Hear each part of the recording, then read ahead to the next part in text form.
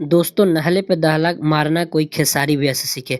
तो दोस्तों जैसा माहौल चल रहा है उस हिसाब से अपना छठ गीत पहला छठ गीत लेके आ गए हैं, जिस गीत का नाम है जिता दी छठी मैया। जी हाँ दोस्तों, आप लोग पोस्टर में देख सकते हैं कि ऊपर में तेजस्वी यादव का फोटो है। तो दोस्तों खेसारी भैया अपना छठ गीत का शुरुआत कर रहे हैं एक चुनावी गाना के साथ। जी हाँ दोस्तों, अभी माहौल एकदम चुनाव का चल रहा है और नवंबर में ही चुनाव होने वाला है। उसको देखते हुए खेसारी भैया ने अपना पहला छठ गीत लॉन्च कर दिया है। तो इस गाने को रिलीज किया जा रहा है 14 अक्टूबर को सुबह 6:30 बजे।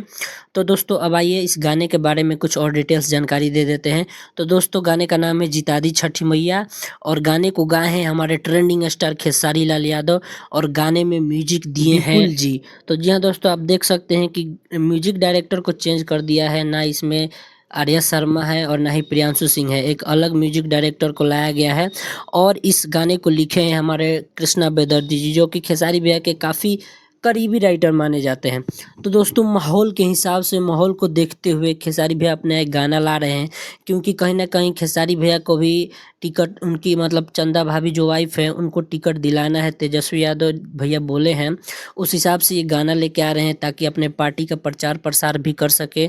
और छठ से बेहतर मौका और क्या ही हो सकता है।